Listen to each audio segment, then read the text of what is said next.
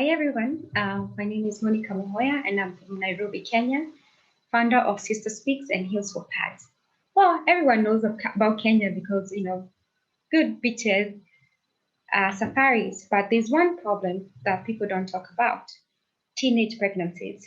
Annually, 12,000 girls end up being, and in the statistics of being ones who end up being ending up being pregnant. But since COVID, that number has tripled. So that is 6,000 girls.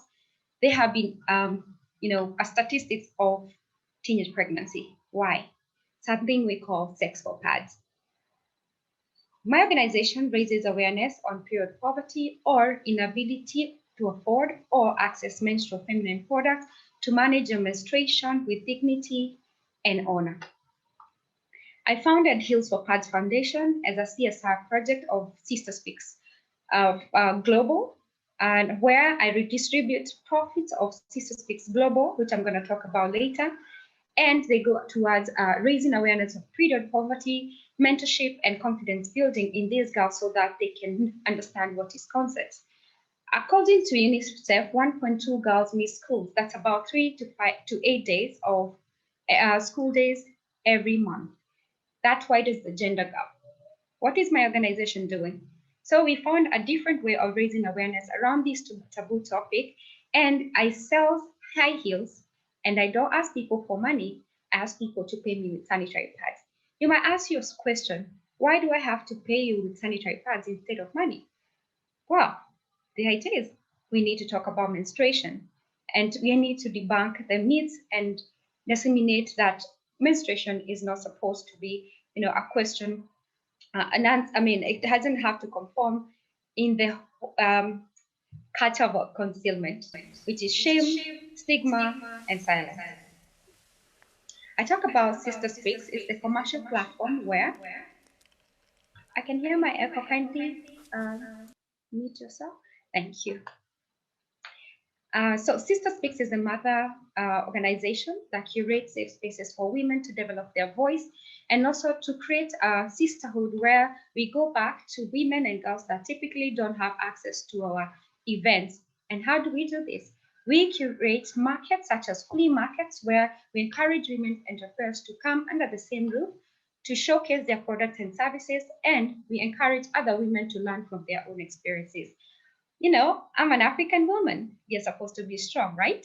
At the end of the day, not every African woman is strong. We need some checking. That's why we curate a space that I can be able to express myself when I'm not feeling like myself. Like the way you're seeing me smile with my fellow sisters here who attended my first event of SisterSpeaks. Solutions. The world that we found ourselves in because of COVID, we are now moving away from physical events, and my organization is curating webinars. We recently launched a SisterSpeaks show on an online radio platform to tap into a different geography and also to tap into women who typically don't live in Kenya and they would want to be involved in women empowerment. Also, because of restrictions around and containment measures around COVID, we collaborated with public spaces, that is malls, where we have a pop-up market and we have a volunteer who can tell our story in these malls. Oh, as you can see, there's our beautiful volunteer selling our high heels and raising awareness on period poverty. Maybe you're wondering, why am I talking about events and sanitary pads at the same time? This is how Heels for Pads and SisterSpeaks business model feed off each other. SisterSpeaks is a commercial entity of my business. Heels for Pads is a non-profit entity of my organization. So to create a platform that women can come together without, to create a platform where women, whether you're a woman of a position of power or just a girl walking 40 kilometers to look for water in the north of Kenya, we curate a space where women can be heard, women can be calm, and a woman cannot miss an economic involvement or that opportunity to move her life to the next stage because of something as natural as menstrual products. And so far, we have impacted over 11,500 girls and traded 4,800 high heels. Our solutions include, we have been, when we started last year, due to COVID, we wanted to move away from disposable pads, and we started creating our own reusable pads. The reusable pads, we package it in a way that we call it a dignity kit. I can see the girls on the left, they're holding the Heels for Pads dignity kit. It contains a mask, a reusable mask, 2 panties, a soap, 3 months worth of disposable pads for the girls who don't have access to clean water, and a year-long supply of reusable pads for the girls who can access clean water to wash their reusable products.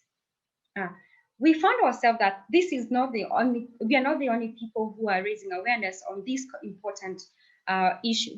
We found people in the Netherlands called Moja, where they redistribute their profit to a Tanzanian foundation by selling panties and also sending that a profit from those panties to Tanzania. So we decided to create a panty line with an African touch to tell the Kenyan story, and a Dutch touch where all the profits will be redirected to our respective foundation, which is the Moja Foundation in Tanzania and Heels for Pads in Kenya. I did mention among one of sustainable goals that we have is to mount dispensers in a school as a pilot to be able to make sure that girls can be armed at any time with a pad ATM. If you get your oops moment, you can go to a place where we have mounted the pad dispenser and you swipe and you get a sanitary towel. We also thought, we are in a menstrual movement, where the world is talking about how important menstrual hygiene is. We found ourselves, expanding the base, how to tell our Kenyan story, and we have partnered with Kohelede, nice people from the Netherlands, raising awareness on sex education and its interlinkages on menstrual health. My ask today: did I catch your attention? Would you want to hear more about what we do? Maybe we can partner in terms of, women entrepreneurship or combating period poverty. Do you have skills that can be useful to our organization? Or do you feel this is an organization that you would want to give advisory? Or do you feel like your company can give us endorsement in terms of, you can endorse or sponsor our webinar, our YouTube channel, our online radio station? You're welcome to do so. Thank you. And in Swahili, I'll say asante sana.